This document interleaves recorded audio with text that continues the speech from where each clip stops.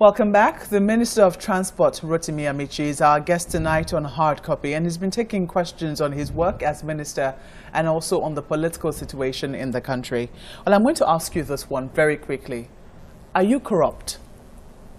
Is my honesty in doubt?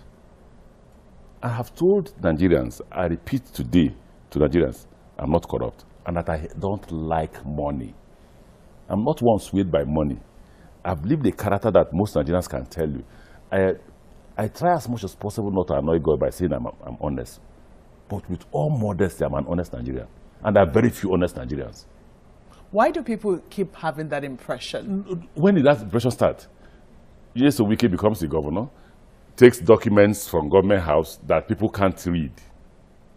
And say, oh, we sold gas turbines and we disappeared with the money. He set up a panel of inquiry, published the report. Do you think it comes from the fact that you led the campaign organization of President Buhari? Well, then you talk about the PDP angle to it. They are bitter that we fought and led, and led the movement against the former government and PDP, and we were successful to have removed PDP in power. Ask yourself one question. Let me ask you this question again. If I was corrupt, why didn't President Goodluck prosecute me? The fight between Goodluck and Rivers State government or myself lasted for 2 years. You were immune as a governor. Oh, for Christ's sake. You had immunity. For Christ's sake. Adamawa governor had immunity and they removed him. So it's about, take the Adamawa one for instance. They went after the innocent man for nothing. For nothing. They went after him. They were coming for me. They were coming for me. Even in the case of the Adamawa government, they had no facts. The court has overruled it or did not install him as the question, how is it that you were able to fund the 2015 presidential elections? Clap for yourself. You have evidence that I funded the 2015 election. You led the campaign. Leading the campaign does not mean you funded the election. So where did you get the funds from? You need to ask the Buhari campaign organization. There were contributions from everywhere. Everybody contributed. There were people. This is the woman who had to work to give Buhari her last savings. Nigerians wanted change. The level of corruption was very high. So Nigerians wanted to contribute to remove that government. Now, you know, including you, I believe that Nigerians owe me a lot. When I sit in my house, I believe Nigerians owe me a lot. First, we saved this country from that level of corruption.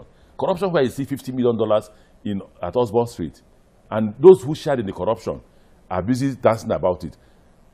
Femi Fani-Kayode, when he was Minister of State, Minister of Aviation, Dr. Peter Odili's government gave him $2 billion to fix the runway. It's not there on the record of aviation. I'm the Minister of Transportation, I have that record. It's not there. He went away with the $2 billion. Are those allegations that you're making against him? I'm not making allegations. I'm saying statement of fact. I'm Minister for Transportation. Dr. Peter Odili, I was Governor of Rivers State. In writing, Cabinet approved, handed over $2 billion to Femi Fani-Kayode to fix the runway, Rivers State, the runway at the Port Harcourt Airport that was closed for 2 years. And Femi Fani-Kayode left with the money. Is that the kind of character I will speak to? That's not the kind of character. We are not on the same level. Will you make the facts available to us? Tomorrow morning. As Minister for Transportation, I give you tomorrow morning. There's no evidence anywhere in the Ministry of Transportation to show that $2 billion was transferred by the Rivers State government to Aviation to go and fix the airport. The man left with the money. Well, Minister Amaechi, I'm going to ask for that, evidence of that tomorrow I said tomorrow morning. Just come, I'll take you to Aviation. Well, President Buhari's health is now a subject of controversy. And I'm sure that you'll be concerned as DG of his campaign, for the 2015 elections. He's rarely seen in public these days, but his aides say that he's recovering, he's doing okay, and he shouldn't be ruled out for the 2019 elections. Is this something that you're optimistic of? Of course. If you watch the president the first day he came back to now, you'll see that there's a huge improvement in terms of the weight he's regained, beginning to regain his weight and all that. And I tell you, Nigerians, you see, this is a 74-year-old man. He's no longer a 58-year-old man. He's no longer 50. He's not like a very young man. Now, what should concern Nigeria is whether he provides good leadership. That's what should concern Nigerians. Has he kept to his campaign promises? He made 3. All the rest things you're hearing are all propaganda, social media propaganda. Said I will fight insurgency especially Boko Haram. That he has done successfully. He said he would improve on the economy. Right?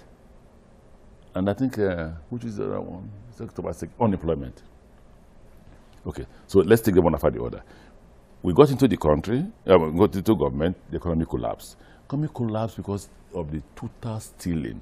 Nobody remembers that the president couldn't even move into the presidential lodge. There was literally no money to even run his government. Nobody could remember that he did not even form cabinet on time because he was looking, where do you even get the money to run government? Where do you get the money to even pay ministers? I'm asking you very quickly and very upfrontly, if you were to run in 2019, is this something you would advise? I would advise that he should. Despite his age and the medical issue he's been through in the last couple of weeks. He's a human being. Every human being fall ill. You fall ill, I fall ill. Every human being. You're not God. Nobody decides how well you are. But the president is fit enough to govern. And if he makes that decision to run in 2019, if he does, I don't think there's anything wrong in supporting him. So just let's quickly clarify this. When you said that Mr. Peter Odili, then governor of Rivers State, signed off 2 billion naira for Rivers. As Rivers State government contribution to the construction of the runway that had collapsed in Port Harcourt at the Port Harcourt International Airport. Was it to the Ministry of Aviation? Yes. Not to Mr. Femi Fani-Kayode? No, to the Ministry of Aviation. And the man picked it and ran away. Is that the person I should speak to? This is not the first time China is talking about Femi Fani-Kayode. He's not a character for me to talk about. People should stop asking me about him.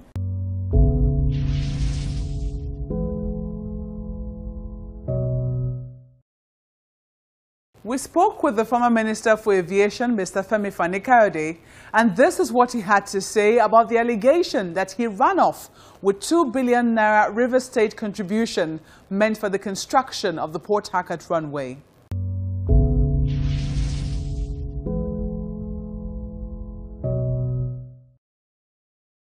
This is an absurd allegation.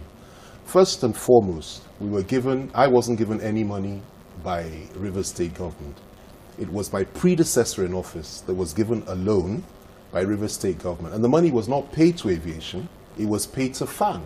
It was a loan from the Rivers State government to FAN, as I understand it. The amount was 2 billion naira.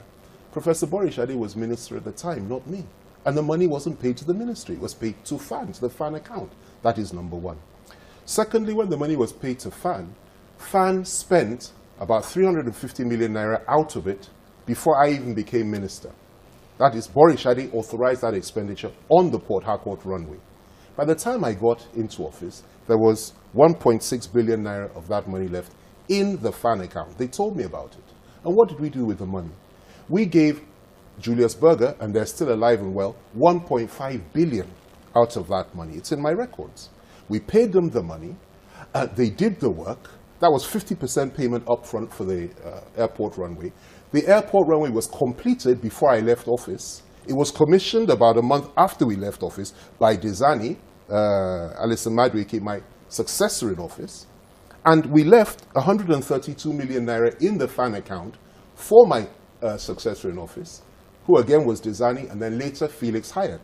The records are there. So when he says, I was given, there's no evidence of payment to the ministry, it's quite possible that he hasn't accepted the fact or recognized the fact that no money was paid to the ministry by the Rivers State government. Dr. Odili is still alive. They should ask him. It was paid to FAN. Was it part of the allegations that you faced with the EFCC? That's a good question. Every aspect of this, of my tenure in office throughout the time when we left, that is for, about a year or two before I was prosecuted for 7 years. This was investigated, not just by the FCC. If you remember, there was a public hearing by the Senate, and I had to come up with all the facts and figures. My predecessor in office was there, my successor in office, everybody was there. We all had to account for what we did. And every penny that I was given as Minister of Aviation, I was given 11 billion naira for various projects. I spent 3.8 billion naira. I accounted for every penny, and I left 7.2 billion naira in the ministry's account from the intervention fund for my successor in office. Why was it controversial then? Well, it was controversial because of the kind of absurd allegations that people like Rotimi Amaechi and others made. And at the end of the day, there was absolutely nothing. If you remember, all charges against me on the intervention fund were thrown out. I wasn't prosecuted for anything to do with aviation. And what they prosecuted me for, we went at it for 7 years, and I was eventually acquitted. It had nothing to do with aviation. So do you intend to sue him then? Of course I'm going to sue him. I've consulted my lawyers. What he has said makes no sense. It is nonsensical. It is reflective of his diseased mind, like I said earlier. And I'm waiting for him. And he'll be hearing from my lawyers as early as Tuesday next week.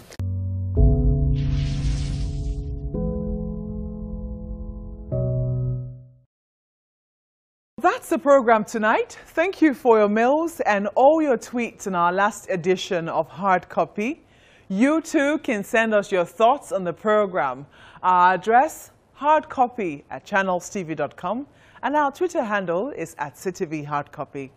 Thank you for watching. I'm Maokbe Ogun. See you next week.